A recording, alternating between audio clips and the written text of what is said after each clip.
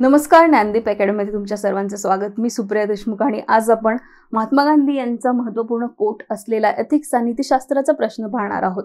प्रश्न अत्यंत महत्त्वपूर्ण आहे कारण हा प्रश्न खूप सोपा आहे. 150 शब्दांमध्ये लिहायचा आहे आणि 10 मार्कांसाठी आहे. पण ज्यावेळेस असे सोपे प्रश्न असतात त्यावेळेस ते प्रश्न ट्रिकी असतात, कारण यामध्ये आपल्याला आपलं जे काही आजपर्यंत वाचलेलं नॉलेज असतं ते इम्प्लिमेंट करून 150 शब्दांमध्ये व्यवस्थितपणे मांडायचं असतं. आणि अशा प्रश्नांमध्ये कॉम्पिटिशन पण जास्त असतं, कारण इझी प्रश्न असतात. प्रत्येक जण आपलं डोकं लावून हा प्रश्न सॉल्व्ह करण्याचा प्रयत्न करत असतो. मग यामध्ये जास्त मार्क्स कसे मिळतील इथे आपल्याला विचार करावा लागतो. अशा प्रश्नांमध्ये आपले जे विचार असतात ते व्यवस्थितपणे आपण आन्सरमध्ये मांडायचे असतात. म्हणजे विचार आपले एकदम परखड पण नको, विचार एकदम टोकाचे विचार नको, एक बॅलन्स्ड व्ह्यू देऊन आपण त्या व्ह्यूला आपल्या उत्तर किंवा आपण ज्याला असं म्हणूयात की उदाहरणं देऊन आपण ते उत्तर व्यवस्थितपणे मांडलं तर नक्कीच आपल्याला असे प्रश्न जास्त मार्क्स देऊन जातात. प्रश्न आपण व्यवस्थितपणे वाचूयात. मराठीमध्ये सुरुवातीला आपण हा प्रश्न वाचूयात. प्रश्न वाचताना आपल्याला 2 गोष्टींवरती इथे लक्ष द्यायचं आहे. पहिलं काय विचारलेलं आहे, राग आणि असहिष्णुता हे योग्य आकलनाचे शत्रू आहेत. म्हणजे आपल्याला एखादं योग्य आकलन करण्यासाठी राग आणि असहिष्णुता हवी आहे का? नाही, नक्कीच नाही. तर हे 2 शत्रू आहेत आपल्या व्यवस्थित आकलनाचे. आणि हे कोट कोणी दिलेलं आहे तर महात्मा गांधीजींचं हे कोट आहे. इंग्लिशमध्ये जर आपण प्रश्न पाहिला, अँगर and intolerance are the enemies of correct understanding असं महात्मा गांधी यांनी म्हटलेलं आहे. म्हणजे आपल्याला एखाद्या गोष्टीचं चांगलं व्यवस्थितपणे आकलन होण्यासाठी शांततेची गरज असते. आणि ज्यावेळेस आपला राग आणि असहिष्णुता ज्यावेळेस आपल्यावरती हावी होते त्यावेळेस आपण योग्य निर्णय घेऊ शकत नाही, कारण आपल्याला ती संकल्पना व्यवस्थितपणे समजत नाही. म्हणजे रागामध्ये विनाकारण व्यक्ती चुकीचे निर्णय घेते, कारण त्याची पूर्ण एक आपण प्रोसेस म्हणू डिसिजन घेण्याची ती कुठेतरी त्या रागाच्या भरामध्ये थांबून जाते. मला वाटते बऱ्याच वेळा आपल्यासोबत असं घडतं. रागामध्ये आपण असं म्हणून जातो की मी निर्णय घेतला, पण तो नंतर ज्यावेळेस आपण शांत होतो त्यावेळेस आपल्याला लक्षात येतं की अरे तो निर्णय चुकीचा होता. आपण विनाकारण राग केला किंवा विनाकारण डोक्यामध्ये राग घालून घेतला. बऱ्याच वेळा आपल्याला अभ्यास करताना पण एखादा संकल्पना समजत नाही त्यावेळेस पण आपल्याला राग येतो, किंवा आपल्याला आपल्या अपेक्षेप्रमाणे मार्क्स मिळत नाहीत, घरच्यांसोबत काहीतरी भांडणं होतात, येऊन आपण स्टडी रूम मध्ये बसतो त्यावेळेस पण अभ्यासामध्ये लक्ष लागत नाही. म्हणजे असा हा राग जो आहे तो आपल्याला डे टू डे ऍक्टिव्हिटीमध्ये पण त्रास देतो. आणि ज्यावेळेस तुम्ही अधिकारी बनाल त्यावेळेस जर तुमच्याकडे राग आणि असहिष्णुतेने तुम्ही काहीतरी गोष्टी केल्या तर त्याचे परिणाम नक्कीच कशावरती होतील, तुमच्या प्रशासकीय कामांवरती होतील. तर या पद्धतीने आपल्याला प्रश्नाचं सुरुवातीला आकलन करायचं. 150 शब्दांमध्ये आपल्याला 10 मार्कासाठी हा असा इथिक्सचा प्रश्न लिहायचा आहे. मग यामध्ये आपल्याला प्रश्न सोपा वाटतोय, आता मांडणार कसा? तर सुरुवातीला आपण डिरेक्टली रागावरती आणि असहिष्णुतेवरती आपण चर्चा करूयात.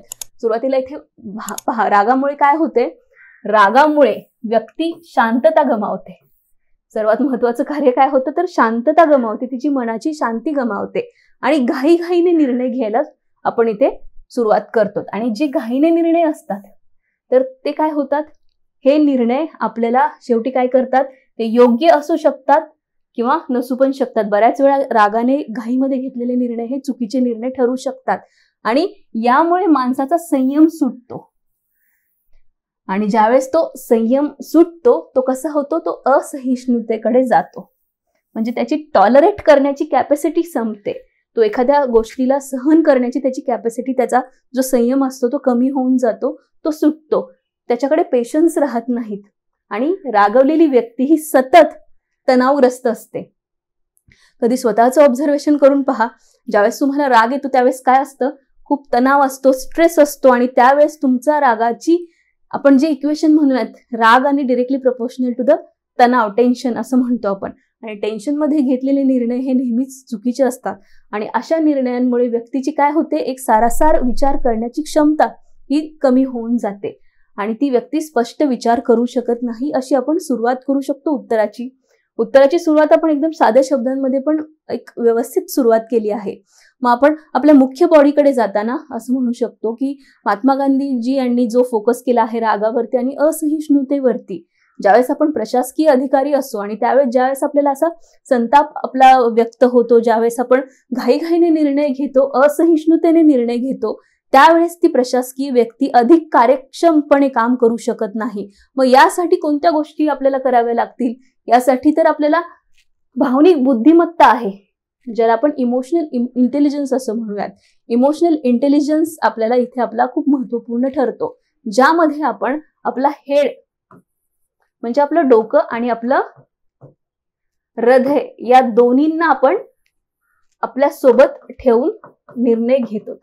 म्हणजे फक्त निर्णय डोक्याने नाहीत, हृदयाने नाहीत, तर या दोघांना मिळून शांततेने निर्णय आपण घेऊ शकतो. आणि अशी इमोशनल इंटेलिजन्सची ॲबिलिटी आपल्याला डेव्हलप करावी लागते आणि ती केल्यानंतर नक्कीच या रागावरती आपण बऱ्यापैकी कंट्रोल मिळवू शकतो. अजून संवेदनशील प्रशिक्षण, सेन्सिटिव्ह आपल्याला ट्रेनिंग यामध्ये जर आपण स्वतःचं केलं, म्हणजे आपल्याला कोणत्या गोष्टीमुळे राग येतोय, आपले असे कोणते वीकनेसेस आहेत की यामुळे निर्णय घेण्याच्या प्रक्रियेमध्ये डिलेमाज येत आहेत, तणावग्रस्त स्थिती निर्माण होते, यामध्ये जर आपण व्यवस्थित प्रशिक्षण घेतलं तर नक्कीच ही गोष्ट आपण कमी करू शकतो. तसेच परस्पर संवाद, बऱ्याच वेळा आपण मिसअंडरस्टँडिंगमुळे या गोष्टी घडतात. म्हणजे समोरच्या व्यक्तीचं म्हणणं आपल्यापर्यंत व्यवस्थितपणे मिसकम्युनिकेट होतं आणि आपल्यामध्ये राग निर्माण होतो. आपण आपल्या राग कधी व्यक्त करतो ज्यावेळेस प्रशासनामध्ये तुम्ही असाल आणि समोरच्या पार्टीचं म्हणणं तुम्हाला कळत नसेल किंवा तुमचं म्हणणं त्यांच्यापर्यंत व्यवस्थितपणे पोहोचत नसेल. अशा वेळेस तणावाची परिस्थिती निर्माण होते. कम्युनिकेशन कमी असल्यामुळे, वीक असल्यामुळे किंवा नसल्यामुळेही इथे बऱ्याच वेळेस कॉन्फ्लिक्ट निर्माण होतात आणि असे कॉन्फ्लिक्ट अराईज झाल्यामुळे विनाकारण ते डिसिजन लांबणीवर पडतात किंवा चुकीचे बऱ्याच वेळा घेतले जातात.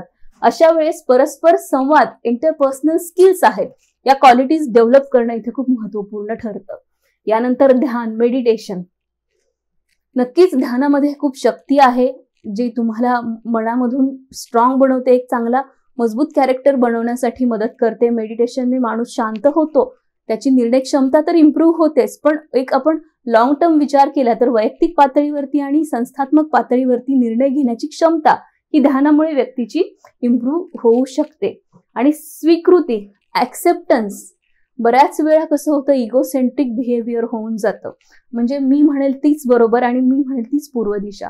पण यामुळे काय होतं तर ते निर्णय कुठेतरी एक बॅलन्स्ड अप्रोच तिथून जातो आणि तिथे कुठेतरी टोकाची भूमिका होते. त्यामुळे जे मी निर्णय घेतलेत त्या निर्णयाचे परिणाम ही माझी स्वीकृती असेल, म्हणजे तो माझा ऍक्सेप्टन्स असेल की त्यामुळे होणाऱ्या परिणामाची जबाबदारी पण मी स्वीकारू शकण्याची कॅपॅसिटी त्या व्यक्तीकडे असायला हवी. त्याच वेळेस घेतलेले निर्णय चुकीचे किंवा बरोबर हे ज्यावेळेस स्वीकृती असेल, त्या स्वीकृतीमुळेच ते निर्णय व्यवस्थितपणे इथे काम करू शकतात. तर या पद्धतीने आपण काय करू शकतो, आपल्या मुख्य बॉडीमध्ये आपण आपलं उत्तर लिहू शकतो. याला तुम्ही उदाहरणांची जोड देऊ शकतात. म्हणजे एखादा अधिकारी असेल आणि तुमच्या पाहण्यामध्ये एखादा अधिकारी असेल आणि त्याने किती चांगल्या पद्धतीने एखादी योजना राबवलेली आहे किंवा एखादा प्रशासकीय अधिकारी खूप कॅपेबल आहे त्याच्या कामामध्ये, पण विनाकारण त्याच्या रागामुळे, असहिष्णुतेच्या भूमिकेमुळे तो निर्णय व्यवस्थितपणे घेऊ शकत नाही, चुकीच्या निर्णयाकडे वळतोय, हे पण तुम्ही इथे अधोरेखित करू शकता. या पद्धतीने आपण उदाहरणं इथे कोट करू शकतो. मग याचा निष्कर्ष काय असू शकतो, कारण इथे आपल्याला फोकस कशावरती आहे, राग आणि असहिष्णुता. मग ह्या दोन गोष्टी नक्कीच ह्या मानवाचं जे आचरण आहे, यासाठी मानवाच्या आचरणामध्ये जर राग आणि सहिष्णुतेचं जर प्रमाण वाढलं तर त्याची सारासार विचार करण्याची बुद्धी ही कमी होऊ शकते आणि घेतलेले निर्णय हे नक्कीच योग्य नसतील आणि असे निर्णय समाजासाठी, त्या व्यक्तीच्या स्वतःसाठी, हितासाठी तर नक्कीच योग्य नसतील, पण तो जिथे काम करतोय आणि त्याच्यामध्ये तो समाज इन्व्हॉल्व आहे आणि अशा समाजासाठी हे निर्णय कधीही धोकादायक असू शकतात.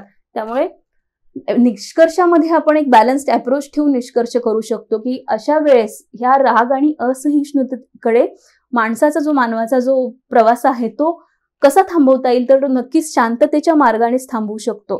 म्हणजे या गोष्टींवरती जर कंट्रोल मिळवायचं असेल तर त्या व्यक्तीला रागाचं प्रमाण कमी करून शांततेच्या मार्गाने जे निर्णय घेतात, एक आपण म्हणू की सद्विवेक बुद्धी वापरून हे निर्णय इथे घ्यायला हवेत. आणि महात्मा गांधीजींनी मेडिटेशनवरती, ध्यानावरती, इमोशनल इंटेलिजन्सवरती जास्तीत जास्त भर इथे आपल्याला आपण दिलेला आहे.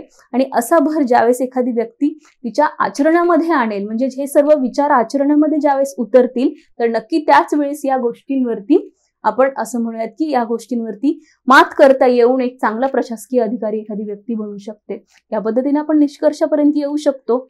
आय होप तुम्हाला व्यवस्थितपणे आन्सर आता लिहायचं कसं ते समजलेलं असेल. आता हे तुम्ही ऐकतायत, पण ऐकत असताना तुम्ही हे कीवर्ड्स लिहून घ्या आणि नंतर स्वतः तुमच्या जागेवरती बसून आन्सर लिहिण्याचा प्रयत्न करा. उत्तर तुम्हाला ज्यावेळेस लिहिताना तुम्हाला बऱ्याच गोष्टींच्या वेळेस तुम्हाला असं जाणून येईल की आपण ऐकतो, पण ते ऐकलेलं आपल्या उत्तरांमध्ये परत उतरत नाहीये. कारण त्यासाठी आपल्याला रायटिंग स्किलची प्रॅक्टिस लागते. आणि ज्यावेळेस तुम्ही स्वतः उत्तर तुमच्या शब्दांमध्ये मांडण्याचा प्रयत्न कराल, त्यावेळेस ऑटोमॅटिक काही दिवसानंतर ही प्रोसेस व्यवस्थितपणे तुमच्या सोबत घडून येते आणि तुम्ही एक चांगला आन्सर लिहिण्याच्या प्रोसेसपर्यंत पोहोचता. नक्कीच या सिरीजचा जास्तीत जास्त लाभ घ्या आणि आन्सर कंटिन्यू लिहित राहा. व्हिडिओ कसा वाटला तर तुम्ही मला कमेंट सेक्शनमध्ये कमेंट करू शकता. तुमचे काही क्वेश्चन, डाऊट असतील तेही तुम्ही कमेंट सेक्शनमध्ये लिहू शकता. आपण भेटूयात पुढील व्हिडिओमध्ये. तोपर्यंत धन्यवाद. थँक्यू.